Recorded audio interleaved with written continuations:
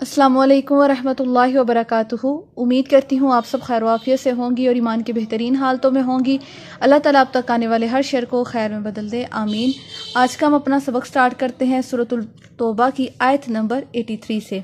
اعوذ باللہ من الشیطان الرجیم، بسم اللہ الرحمن الرحیم۔ فَإِنِ الرَّجَاكَ پس اگر پھیر لیوے تجھ کو اللہ إِلَىٰ طَائِفَةٍ ایک جماعت کی طرف منہم ان میں سے، یہ کن کی بات کی جا رہی ہے؟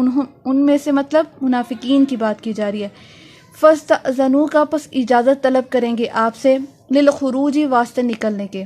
اب اللہ تعالیٰ فرماتے ہیں کہ جیسے منافقین غزوہ تبوک کے مقام پر یہ لوگ پیچھے رہ گئے تھے اور انہوں نے آپ کے سامنے عذر پیش کیے تھے اور اجازت مانگی تھی کہ اللہ کے نبی ہمیں اجازت دیجیے کہ ہم گھروں میں بیٹھے رہیں کیونکہ ہمارے گھر بار اکیلے ہیں۔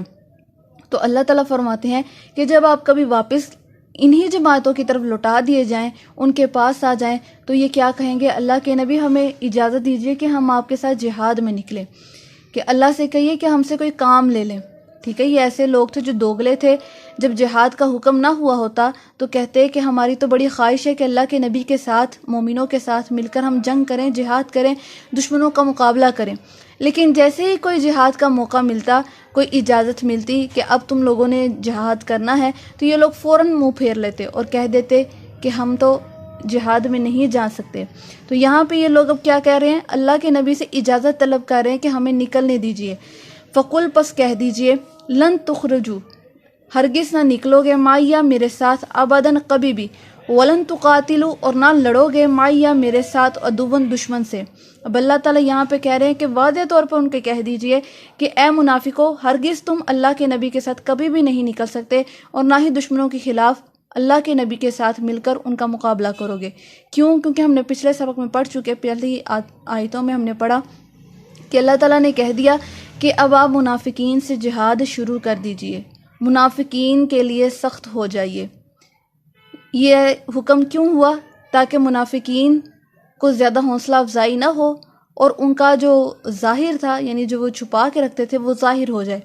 تو اللہ فرماتے ہیں انکم بے شک تم، رضیتم راضی تھے تم، بالقعود ساتھ بیٹھے رہنے کے، اول مرتين پہلی بار، یعنی جو غزوہ تبوک میں تم نے بیٹھے رہنا پسند کیا، تو لہٰذا اللہ تعالیٰ نہیں چاہتے کہ تم دوبارہ جہاد میں شامل ہو۔ فقعدوا پس بیٹھے رہو، مع الخالفین پیچھے رہنے والوں کے ساتھ۔ اللہ تعالیٰ فرماتے ہیں تمہاری سزا یہی ہے کہ تم پیچھے رہنے والوں کے ساتھ بیٹھے رہو۔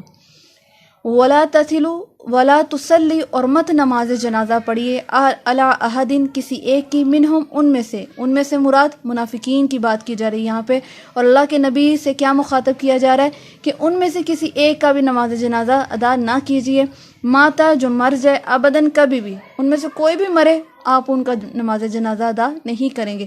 ولا تقم اور نہ کھڑے ہوں گے، علی قبرہ اس کی قبر پر، یعنی دعا کرنے کے لیے اس کی قبر پر بھی کھڑے نہیں ہوں گے۔ انہم بے شک وہ کفروا کفر کیا، باللہ ساتھ اللہ کے، ورسولہ اور اس کے رسول کے ساتھ، وماتوا اور وہ مر گئے، وہم اور وہ فاسقون فاسق تھے۔ اللہ اکبر۔ حضرت عبداللہ بن عبداللہ پکے صحابی تھے، سچے مسلمان تھے۔ ان کے جو باپ تھے وہ کون تھا؟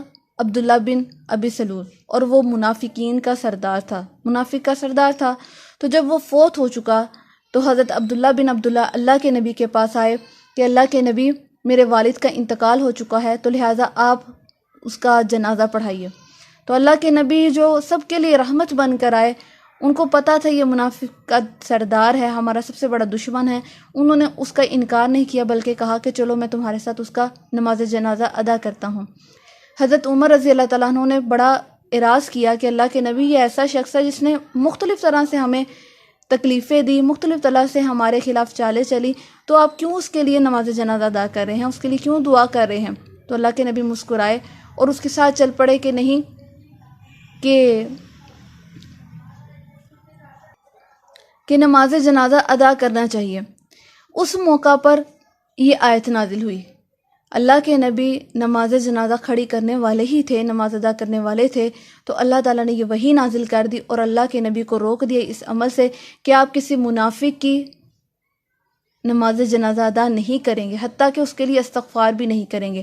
ہم نے پیچھے پڑھا کہ اللہ کے نبی کو فرمایا گیا کہ آپ ان کے لیے بخشش کی دعا مانگے یا نہ مانگے، خواہ 70 مرتبہ ہی ان کے لیے بخشش کی دعا کیوں نہ مانگے، اللہ تعالیٰ اس کی دعا کو قبول نہیں کریں گے، مطلب کہ ان کے حق میں بخشش قبول نہیں کریں گے۔ تو اللہ تعالیٰ نے اس مقام پر روک دیا اپنے نبی کو کہ آپ کسی بھی جو منافق ہے اس کی آپ دعا نہیں کریں گے، اس کے لیے نماز جنازہ ادا نہیں کریں گے۔